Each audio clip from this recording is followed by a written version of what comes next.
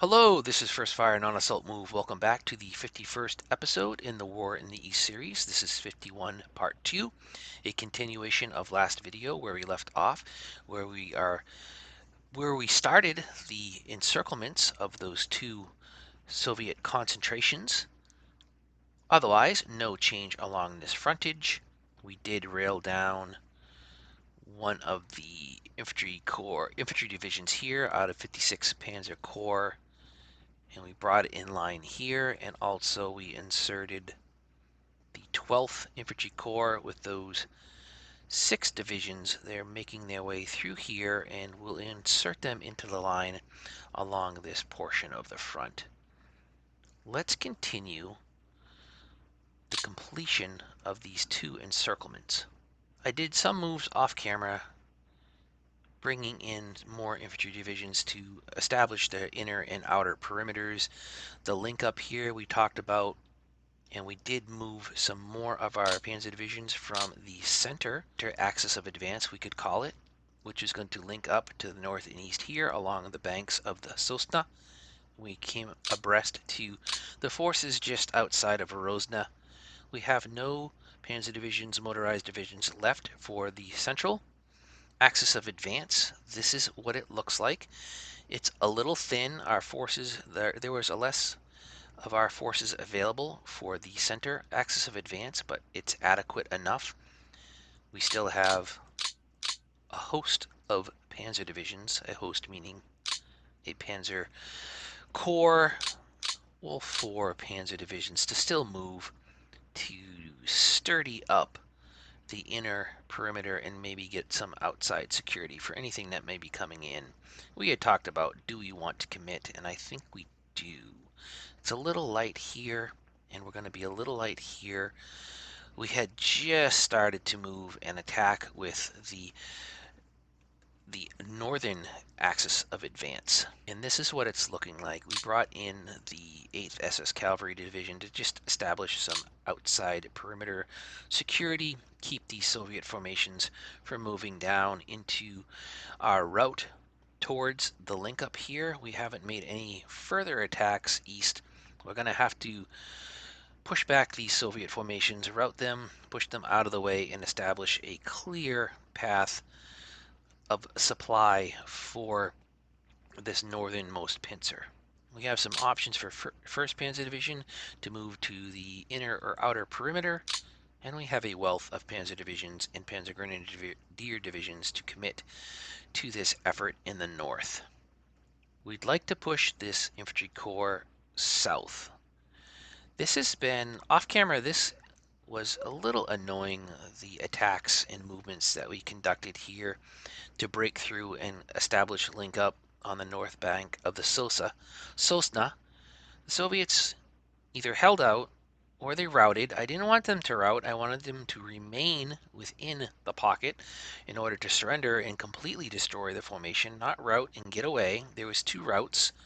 That was unfortunate. We did too good of a job with our attacks. And the other instances where the Soviets retreated exactly where we didn't want them. So they're not being very compliant or behaving or acting the way we want them to do. That's all right. We have a lot of combat power left to achieve a link up here. We want to attack this infantry corps, push it south, but I bet we're going to move here, and it's either going to attack east or this direction. This direction's fine, not this direction. Let's see where it goes. We are going to commit one of 24th. We'll choose 12th Panzer Division to make this attack.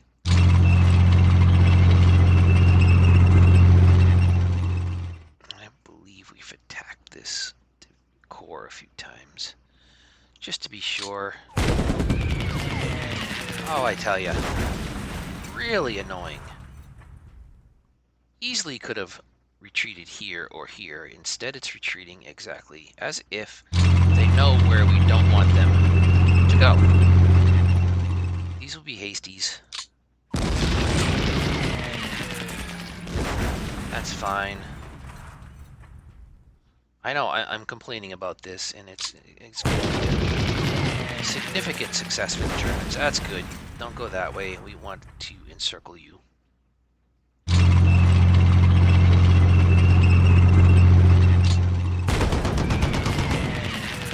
Ah, retreat, not rout. Good.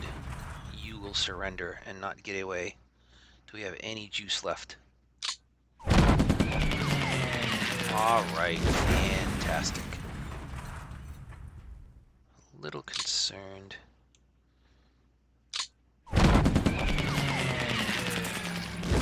That is perfectly alright. There we have it. Do we have link up? Yeah, we have German zone of control, but we definitely want to get some units into these two axes. Anything left? Oh, yes. Alright, you'll start to establish outer security.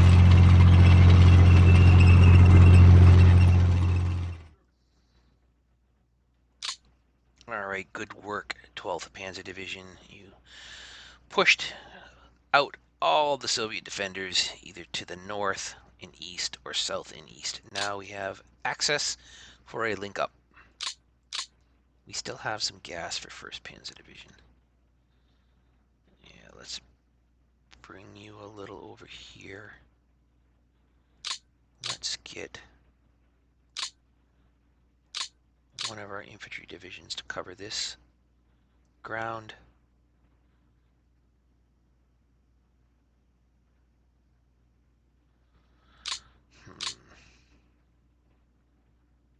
No, they'll stay there.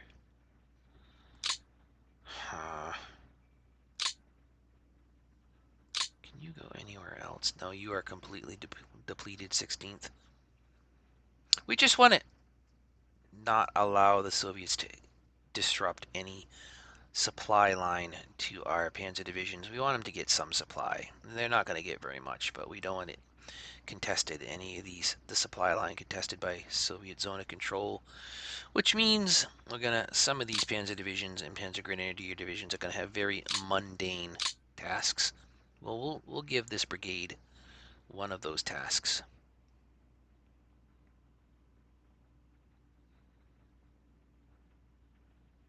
So we're going to get here. We'd like to get here, here, here, and here.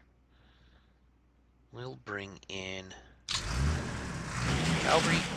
Well, that's not cavalry. You put the cavalry here. These are very useful brigades just for little actions like this, little tasks to hold. Important. You know what? Should we get zone of control here? No, we'll stay there.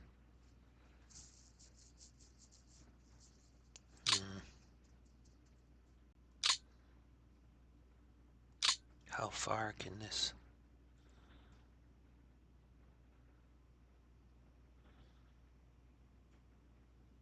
We may just put 1st Panzer there or here.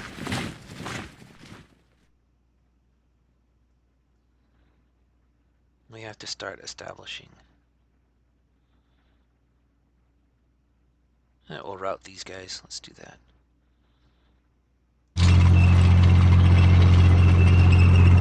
Alright, we're starting to get the corridor. It's established. It's now filling in some of these gaps in our perimeter, the inner and outer perimeter.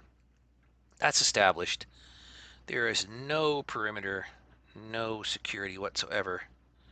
Here we could establish some, maybe bringing up. We might as well. I don't really have a task for these panzer divisions anywhere else at the moment. It would take them out of position. It could be a good spot for them to maybe. Yeah, maybe this panzer grouping and infantry corps could eventually, once this is done, turn south and get some encirclements here. That is a potential. We'll work out that on off camera. All right, so who else can we commit? Right now it's just beautifying. Encircled inner, outer, no threats here, no threats here. They could this These two divisions could move in. All right, there.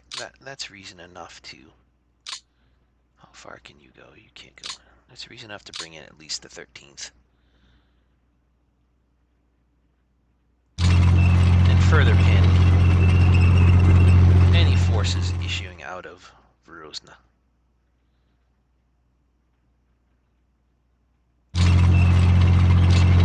That's fine. And we're going to have to definitely account for command and control with our lead elements. Move our way back here.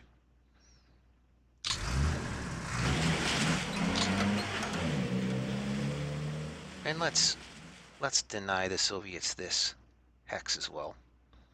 I don't believe they'll move in there. They might. It looks like we're committing some of these panzer divisions. Everything else is gravy now. We could have maybe spared using these panzer divisions, but it's a little better now, a contiguous line. And let's make sure. Oh, that's right. You came from the center axis of advance. Very good. All right, we still have three more panzer divisions fresh. We may keep them fresh, not even move them at this point as we're looking at it. Yeah, they could comprise. It's 36. All these are. We'll make this 36 right now, unless we move one. We'll think about having this a 3 Panzer Corps, 3 Panzer Division Panzer Corps for future ops. Maybe not commit it. We'd like to probably get this hex as well, but we don't have the units available for that. They may squeeze out probably around here, I'm guessing. We will do this off camera, these moves, just now to fully secure both the inner and outer perimeters of these encirclements, and that will be about it. We more than likely won't have to commit all of our panzer divisions to this effort. Certainly not the 57th, which is back here. We are going to attack Tula this turn. Maybe get that on camera. But I'll be right back as I think about further moves for finishing off, sealing up this pocket and this pocket. All right, back after completing moves. At this point, it's going to look like this. I don't want to commit any more forces to this pocket. We're going to move in infantry in the next couple of weeks to relieve in place all these panzer divisions because they have to take very pragmatic roles right now. We don't have any other forces that can reach these sections of the outer perimeter of our encirclement, so our panzer divisions are handling some very important duties. However, they are not attacking any further, and they're going to be out of position for a little while until the infantry can destroy the Soviets in these pockets and relieve them in place for future ops. Speaking of the pockets, let's zoom out a little and take a look big picture what this signifies. Really, from Orel or Tula South down to Kharkov, the Soviets' front will disappear. Whatever reserves, strategic reserves, operational reserves the Soviets have, they're going to have to patch over 100-mile wide gap in their lines right now. Is that about 100? I would say so. 10, 20, 30, 40, 50, 60, 70, 80, 90, 100, 10, 20, 30, 40, 50. Yeah, about 170-mile gap in their line. This is a very significant operation this early in 1943, first week of June, to get 2 significant encirclements, both totaling, I don't know how many divisions are in there. We'll get a count off camera and we'll let you know and I believe that both pockets are secure from any breakout or break-in the Soviets may attempt. In the meantime, we still have a fresh SS Panzer Grenadier Corps. We still have most of the 57th Panzer Division, 57th Panzer Corps in good order. We did commit 2 of their formations. Oh, yep, let's look at that. We did take Tula off camera. I guess I should have kept that on camera. The Soviets only had 1 formation there, and we overwhelmed them. 85,000 of our attacking forces, a panzer division, a motorized division, strong infantry divisions, and we shattered them. We didn't shatter them officially, but we really overwhelmed the defenders and took Tula. So Tula, the... Oh, don't do that. Oh no. Did I just break down a formation? I clicked this by accident. Oh no. Let's look.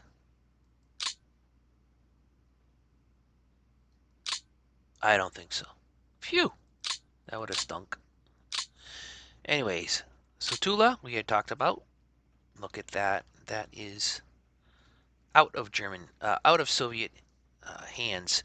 We don't see what they were producing that was only allowed for the Soviets. We do have the manpower, the railroad, and the resource production. All the other items that were Soviet specific, we don't see them show up now, but we know that Tula was quite the industrial powerhouse. To take Tula, that is fantastic. Again, first week of June. And we're not set up too terribly for future ops. It's a mess now. It'll shake itself out. We will destroy the Soviets if there's not mud in the next. I believe we definitely have the combat power to destroy all the Soviets within these pockets. Maybe not the southernmost pocket. Some of these forces will be able to survive, but in the next 2 weeks, all these forces will be destroyed that are inside the pocket. Soviets have a concentration here, south of Tula, that could be the target of another encirclement, yet another one, springing out of Tula, sector around Tula, and south down here to grab some Soviet formations in here. Overall, an excellent success for the Germans. We will let this resolve itself in the next couple of weeks, and we'll start talking about the next targets to attack and destroy the Soviet field army. Hopefully by then, in the next couple of weeks, we'll have Rostov as well and Verozna. 2 more key Soviet cities will be in German hands in the next couple of weeks. I am going to finish up the rest of the moves and attacks, what's left to do, and figure out what we're going to do with the Panzer divisions and Panzer Grenadier divisions that were not committed to this attack, get them into some optimal positions for future ops, and I'll be back. Alright, let's talk a little bit about what we did with the Panzer Corps that did not commit to either of these axes of advance. 2nd SS Panzer has moved up to the front in efforts towards Ryazan and disrupt the Soviet forces are in and around Tula. Could be another smaller encirclement here in the making with 57th Panzer and 2nd SS Panzer to the north and these Panzer Corps to the south. This is what it's looking like. I did a quick count and is about 50 formations inside total both pockets. That's not bad at all. And it really has ripped a gaping wide hole in the Soviets' front south of Orel. No other actions down where there is mud here. And also we were talking about 36. We just left them in place right now. I don't have any tasks for this Panzer Corps. Keeping them here might be a good thing for actions to the east, breaking up the Soviet line here to the south, north of Voroshilograd, and linking up potentially with the 38th Panzer Corps to get some smaller encirclements, just taking more chunks out of the Soviet field army. Therefore, they're not going to do anything. There's no point, really. We have forces available once all these pockets are cleaned up to push north over the Don and attack Vorozhne from different angles. Going any further east, I don't know. Tambov may be the high water mark of any further advances east. A turn like this, a lot of complexity to it, a lot of thought, a lot of moving parts, so you worry what you forgot, what you missed. Leave all our panzer divisions that are in action, strung out as they are. We managed to somehow get them in some command and control. We could be threatened. These thin lines, this is like an inner and outer perimeter, a single file of German formations to the east of this pocket here. They may feel some pressure internally. I don't see any forces to the east to threaten them, and we're very strong in the northern pocket here, where we have an easily established northern and inner and outer perimeter with forces pinning the forces back in Vorozhne. They may move in to disrupt a little bit, but there's just piecemeal Soviet formations here around Vorozhne. There could be one or two more formations in here. I don't know. I doubt it, but there could be. Second Shock Army. We did move down that remaining infantry division that was with 56th Panzer Corps. Now it's part of 57th Panzer Corps, and 57th also has moved north of this river to attack in this little land bridge towards Ryazan as well. To complement the Panzer Corps down here, we'll have 2 Panzer Corps to the north. No changes anywhere else along the front. We chased off all the partisans. I think we're ready for next turn. What will the Soviets do? How will they react? Take a look at losses for all these attacks. Get an idea of the intensity. 21,000, 50 tanks, not bad. A lot of the attacks were the losses were the initial breakout, and then once we were into the Soviets' deep area, there weren't many arduous attacks, just forcing Soviets to withdraw to establish our link-ups and our perimeters.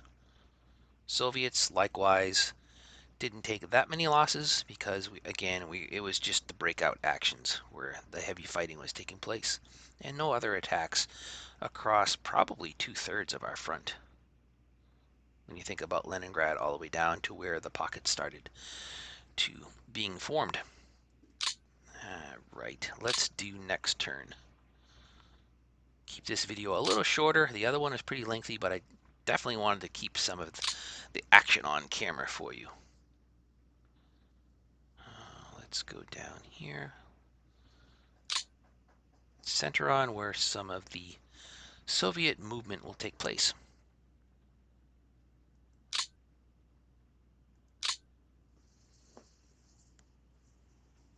Very happy. I thought there'd be a little more than 50. I can't complain. I can't complain. I'm pretty excited about the encirclement. I thought there'd be a little more than 50. I was hoping in the 60s, 70s.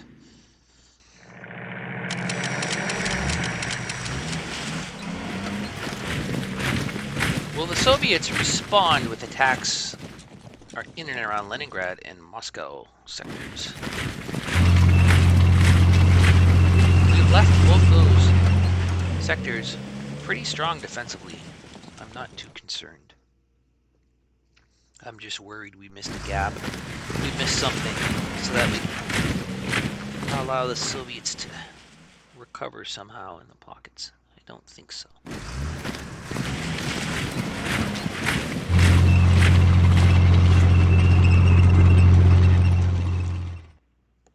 And will there be mud next turn?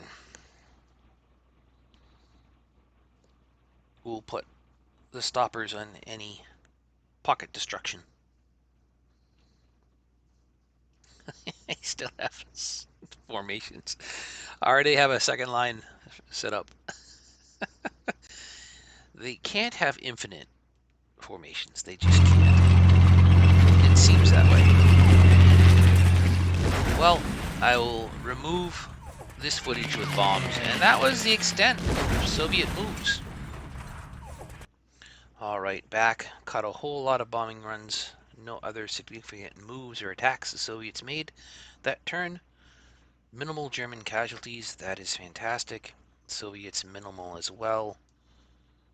Nothing to really talk about, just an average standard result during the Soviets' turn lately. Did we get mud in any zone? Oh, no, no, no, no, no. This is really annoying. We knew the potential was there. Uh, we can't complain. We successfully encircled over 50 Soviet formations.